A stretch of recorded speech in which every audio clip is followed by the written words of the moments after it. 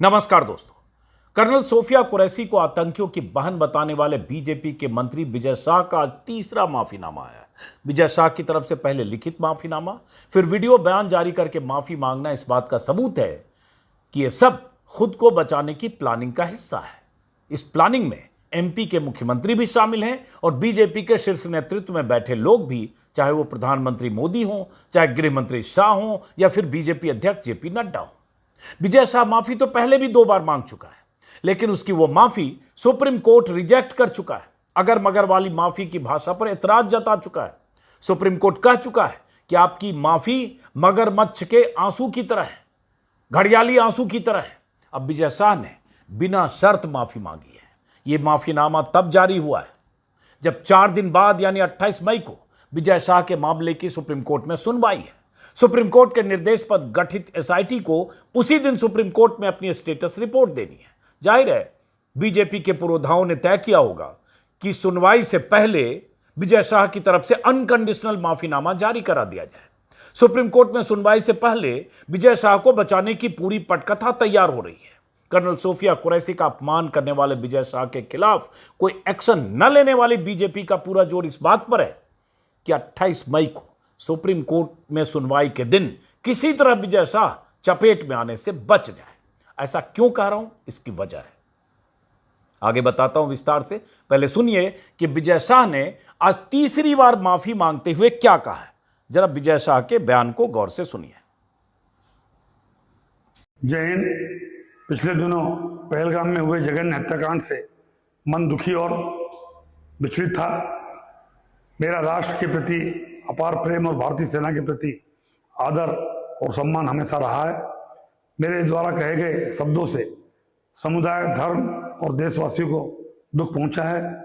ये मेरी भाषाई भूल थी। मेरा आशय किसी भी धर्म, जाति या समुदाय को ठेस पहुंचाना या आहत करना नहीं था।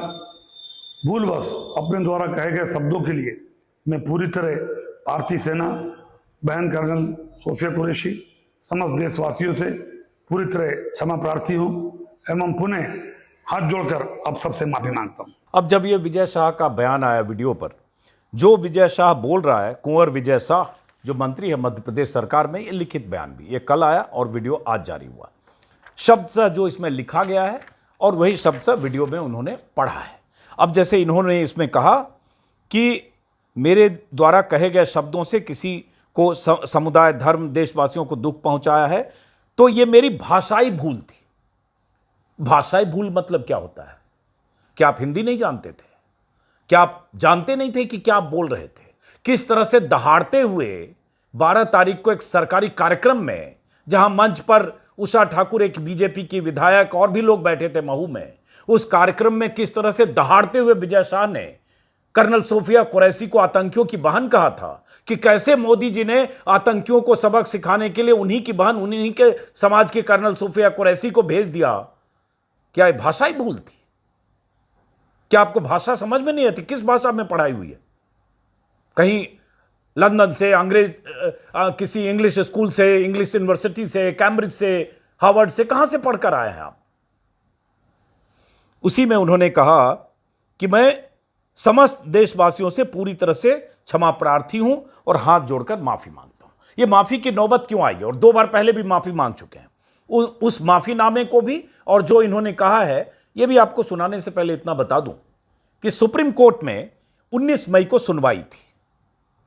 उसी बेंच में, जिस बेंच ने अभी 2 दिन पहले प्रोफेसर अली खान महमूदाबाद को जमानत दी, इंटरिम बेल, लेकिन जमानत देते वक्त जो बातें कही, अभिव्यक्ति की आजादी को जिस ढंग से व्याख्यायित किया, जिस ढंग से परिभाषित किया, और बहुत सारी पाबंदियां और बंदिशें जिस ढंग से लगाई महमूदाबाद पर, उसको लेकर बहुत ऐतराज है। बहुत सारे लोग उस पर ऐतराज जता रहे हैं। उनका पासपोर्ट जब्त हो गया।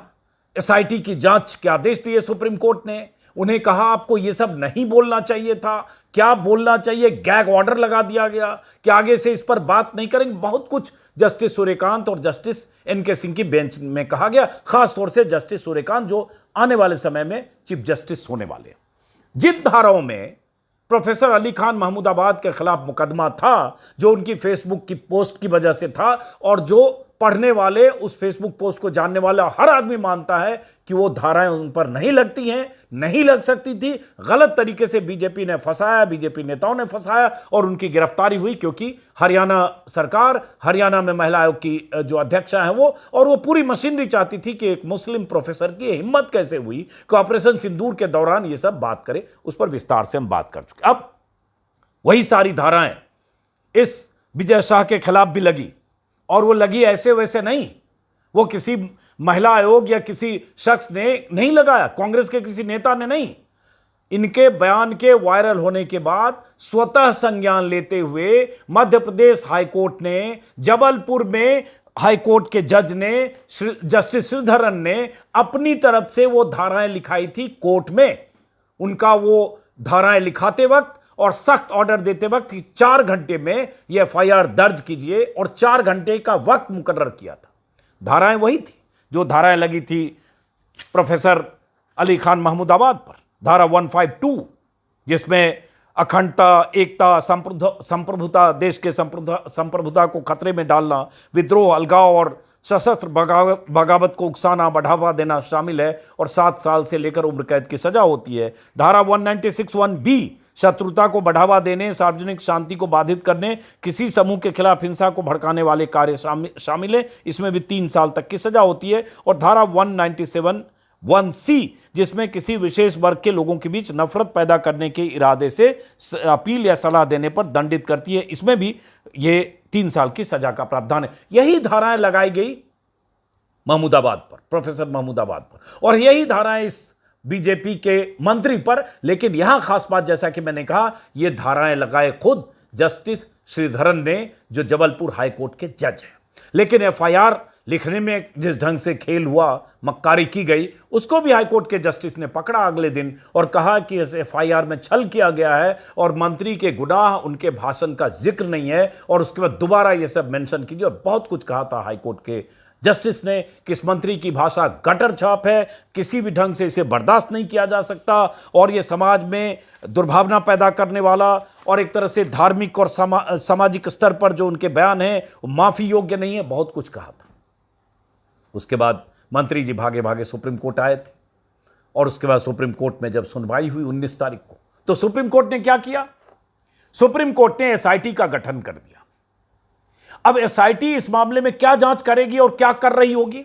जो खबरें आ रही है कि एसआईटी लोगों से, जो लोग थे कार्यक्रम में, उनसे बयान ले रही है, कुछ वीडियो साक्ष्य जुटाया जा रहा है, किसी सरपंच को बुलाया गया है जो उस कार्यक्रम में रहा होगा, इंदौर से जांच की शुरुआत हुई है, केस डायरी अपने कब्जे में लिया। एसआईटी में कौन लोग हैं? सुप्रीम कोर्ट के आदेश के मुताबिक 3 आईपीएस अफसर, जिसमें एक आईपीएस सीनियर आईजी रैंक के अफसर को होना था, तो एक प्रमोद वर्मा है, आईजी सागर मध्य प्रदेश के हैं, कल्याण चक्रवर्ती डीआईजी हेडक्वार्टर, और वाहिनी Singh SP Dindori. Supreme court ने कहा था कि 3 आईपीएस अफसर हों, वो मध्य प्रदेश कैडर को हों, रहने वाले बाहर को हों। लेकिन जाहिर है कैडर है तो सरकार वही है, और सरकार जो नियंत्रित करेगी वो आईपीएस अधिकारी सरकार के मातहत होते हैं।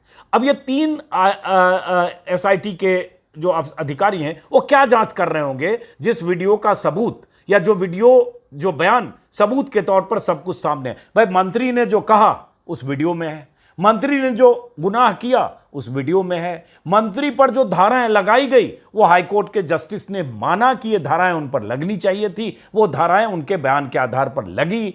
जिन धाराओं के तहत एफआईआर दर्ज हुई वो हाईकोर्ट के ऑर्डर पर हुई। अब एसआईटी उसमें क्या जांच कर रही होगी? वो एसआईटी जो मध्य प्रदेश सरकार के मातहत पुलिस अधिकारियों की एसआईटी है, भले सुप्रीम कोर्ट के निर्देश पर गठित हुई, लेकिन गठित तो डीजीपी ने की, उसी स्टेट की एसआईटी के लोग हैं।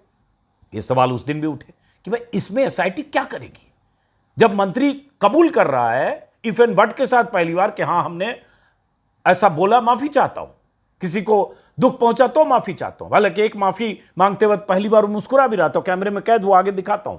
तो क्या जांच करेगी एसआईटी? लेकिन जांच कर रही है, सरकार बचाना चाहती है। इस पर हम 4 या 5 वीडियो कर चुके हैं। अब चूंकि सुनवाई है सुप्रीम कोर्ट में 28 मई को, स्टेटस रिपोर्ट देना है एसआईटी को, उससे पहले इस शख्स का एक तीसरा माफीनामा आया, क्योंकि 2 माफीनामा रिजेक्ट हो चुका है सुप्रीम कोर्ट में, यह कहते हुए कि हम आपकी माफी को रिजेक्ट करते हैं। लेकिन बेंच वही है, गौर कीजिएगा, जस्टिस सूर्यकांत और जस्टिस एनके सिंह की बेंच, वही बेंच जिसने प्रोफेसर अली खान महमूदाबाद के केस में भी एसआईटी बना दी। अब क्या हम माने कि एसआईटी की रिपोर्ट अगर इस मंत्री के माफीनामे और वहां से बातचीत के आधार पर एसआईटी की रिपोर्ट क्या होगी? क्या एसआईटी रिपोर्ट करेगी? और जब अगर यह मंत्री कह रहा है उसने गुनाह किया, तो फिर एसआईटी की रिपोर्ट की जरूरत क्या है? क्या कहा मंत्री ने, सुना आपने, और उसके पहले दो बयान। तो इसलिए यह एक आशंका है कि यह सब बचाने के लिए किया जा रहा है कि दो माफी चूंकि सुप्रीम कोर्ट ने रिजेक्ट कर दी है इसकी, इसलिए तीसरी माफी शायद एक्सेप्ट हो। पहले दो माफियों में क्या कहा और क्या कहा था इसने, जरा पहले सोफिया कुरैशी के बारे में जरा पहले एक बार वो माफीनामा दो बार का और बयान एक बार फिर से सुनिए। इन्होंने हमारी बेटियों के सिंदूर उजाड़े थे, वही कटे पिटे लोगों को हमने उन्हीं की बहन भेज करके उनकी ऐसी की तैसी करवाई। एक बार मोदी जी के लिए जोरदार ताली बजाएं। उन्होंने कपड़े उतार उतार के हमारे हिंदुओं को मारा और मोदी जी ने उनकी बहन को उनकी ऐसी की तैसी करने हमारे जहाज से उनके घर आए।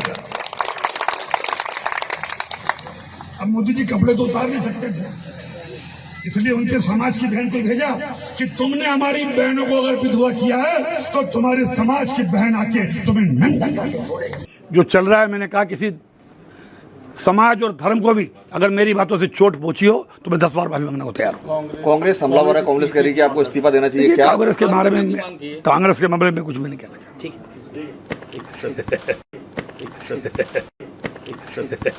मैं विजय शाह हाल ही में मेरे दिए गए बयान से जो हर समाज की भावनाएं आयत हुई है, उसके लिए मैं दिल से न केवल शर्मिंदा हूं, दुखी हूं, बल्कि माफी चाहता हूं। हमारे देश की वो बहन सोफिया कुरैशी राष्ट्र धर्म निभाते हुए जाति और समाज से ऊपर उठकर उन्होंने जो काम किया है वो हमारी सगी बहन से भी ऊपर सम्मानित हैं। हमारी सेना और हमारे सोफिया बहन की साथी जितने भी जिन्होंने हमारी उन बहनों का बदला लेने के लिए, हिंदुस्तान का मान सम्मान रखने के लिए और हमारे विरोधियों को धूल चटाई है, मैं उनका सम्मान करता हूं। हाल के भाषण में जब मेरी इच्छा और मनसा यही थी कि मैं उनके बात को अच्छे से समाज के बीच में रखूं, लेकिन दुखी और विचलित मन से कुछ शब्द गलत निकल गए, जिसके कारण आज मैं खुद शर्मिंदा हूं और पूरे समाज से और समुदाय से माफी मांगता हूं। बहन सोफिया के और सारे मिलिट्री वालों का मैं हमेशा सम्मान करता हूं और आज हाथ जोड़ के सबसे मैं अपने आप को माफी चाहता हूं। तो ये दो माफीनामा भी सुन लिया। पहले माफीनामा में वो शख्स हंस रहा है, आखिर में कैमरा बंद होने के बाद मुस्कुरा रहा है जैसे उसे किसी तरह का अपराध बोध नहीं है, और वो जानबूझकर कही गई बात है, क्योंकि सोफिया कुरैशी का मुस्लिम होना उसके जहन में पहले यह दर्ज है कि कर्नल सोफिया कुरैशी सेना की अधिकारी बाद में है, पहले मुस्लिम है, और मुसलमानों के प्रति जो इनके जहन में है जो नफरत है वो नफरत निकल कर उस तरह से आ गई जैसे बीजेपी के विजय शाह ने कहा, और ये बीजेपी के नेताओं की फितरत है। लेकिन अब सुप्रीम कोर्ट इस मामले में क्या करने वाला है? हम सब की नजर जस्टिस सूर्यकांत की सुनवाई की अदालत में जो सुनवाई होने वाली है 28 मई को, उस सुनवाई पर भी होगी और एसआईटी क्या रिपोर्ट देती है उस पर भी होगी। और ये बड़ा मतलब एक जर्नलिस्ट के तौर पर मेरे भीतर बहुत बेचैनी है कि एसआईटी क्या जांच करेगी। जो वीडियो जो अभी आपने सुना 40-50 सेकंड में बयान सामने है, इसकी फॉरेंसिक रिपोर्ट आनी नहीं है। मंत्री ने खंडन किया नहीं कि किसी ने एडिट कर दिया, मॉर्फ कर दिया, एआई से बना दिया, तो ये फॉरेंसिक लैब में जाना नहीं है। तो ये क्या जांच होनी है इसमें? और वो भी तब जब माफी मांग चुका। तो क्या सुप्रीम कोर्ट इसके माफीनामे को कबूल कर लेगा, स्वीकार कर लेगा, कहा जाओ मस्त रहो? और अगर ऐसा हुआ तो बहुत बड़ा सवाल उठेगा कि प्रोफेसर अली खान महमूदाबाद के साथ नाइंसाफी हुई, उसकी सजा किसको मिलनी चाहिए, और उसके साथ नाइंसाफी हुई कि नहीं। सुप्रीम कोर्ट का रवैया इस मामले में सबके लिए देखने वाला होगा, क्योंकि भाई वहां भी हाई कोर्ट में जस्टिस ही बैठे हैं, जज ही हैं, जिन्होंने कहा कि ये जो बयान है ये नाकाबिले बर्दाश्त है। उन्होंने जो कहा जस्टिस श्रीधरन ने, वो आपको उनकी एक दो लाइनें बताऊं। उन्होंने कहा कि मंत्री का यह कहना कि कर्नल कुरैशी पहलगाम हमला करने वाले आतंकियों की बहन है, नफरती और अलगाववादी भावना को बढ़ावा देने वाली है, यह देश की संप्रभुता और एकता अखंडता के लिए खतरा है। और यही कहकर उन्होंने जो एफआईआर दर्ज करने के आदेश दिए थे जस्टिस ने, श्रीधरन ने, जिसमें खासतौर से 152 का जिक्र है। उसके बाद उन्होंने कहा, ऐसा बयान व्यक्तिगत मानहानि नहीं बल्कि संस्थानों और सामाजिक ताने बाने पर चोट है। और उसके बाद कहा था 4 घंटे में एफआईआर दर्ज कीजिए। उसके बाद जब एफआईआर में झोल हुआ तो फिर उन्होंने कहा कि एफआईआर इस तरह से ड्राफ्ट की गई कि आगे खारिज हो जाए, इसमें संदिग्ध मंत्री के कृत्य का उल्लेख नहीं है, अपराध के तत्वों की पुष्टि करें और हाईकोर्ट इसकी निगरानी करेगा निष्पक्ष जांच के लिए। तो वहां अगर जांच होती, वो जांच जो हाईकोर्ट की निगरानी में होती, जस्टिस श्रीधरन जिस पर नजर रखते, वो जांच तो इस मंत्री के लिए मुसीबत की वजह बनती। पता नहीं गिरफ्तारी होती क्या होता, क्योंकि सुप्रीम कोर्ट ने इनकी गिरफ्तारी पर भी 28 मई तक रोक लगाई। तो वो जांच रुक गई, क्योंकि सुप्रीम कोर्ट सबसे बड़ी अदालत है। सुप्रीम कोर्ट ने एसआईटी गठित कर दी। अब इस एसआईटी से और इस माफीनामे से कुल मिलाकर अगर क्लीन चिट मिल जाए या इनके माफी कबूल हो जाए और यार बचकर निकल जाएं, तो फिर मंत्री की कुर्सी पर तो बैठे रहेंगे, लेकिन सवाल सुप्रीम कोर्ट पर भी उठेगा। बीजेपी पर सवाल का कोई मतलब नहीं है। बीजेपी बेशर्मी कर रही है और बेशर्मी के साथ जब सुप्रीम कोर्ट कह दिया कि आपके बयान से पूरा देश शर्मसार है, और उसके बाद शर्म अगर बीजेपी नेताओं को नहीं आई और वो मंत्री कुर्सी पर बैठा है, तो वहां कहने की जरूरत नहीं है। बीजेपी ने क्या किया प्रोफेसर अली खान के सामने के साथ, वो हम देख रहे हैं, पिछले 4-5 दिनों से उस पर बहुत बात कर चुके हैं। तो सवाल बीजेपी का है ही नहीं, सवाल सुप्रीम कोर्ट के रवैये का है कि सुप्रीम कोर्ट इस मामले में अब क्या करता है। जो वीडियो सीधे सीधे देखने वाला, जिस वीडियो को सुप्रीम कोर्ट कह चुका है कि आपकी भाषा ऐसी है, ये मंत्री की नहीं होनी चाहिए, आप ऐसी भाषा क्यों बात कर सकते हैं, लेकिन फिर उसी सुप्रीम कोर्ट ने एसआईटी क्यों बनाई, अपने आप में एक रहस्य है। बहरहाल हो सकता है जस्टिस ने कुछ सोचा होगा कि एसआईटी वाले कुछ करेंगे इसमें, पता नहीं क्या करते हैं, तो इंतजार करते हैं। फिलहाल सुप्रीम कोर्ट की सुनवाई का तो 28 मई बहुत अहम तारीख है, याद रखिएगा।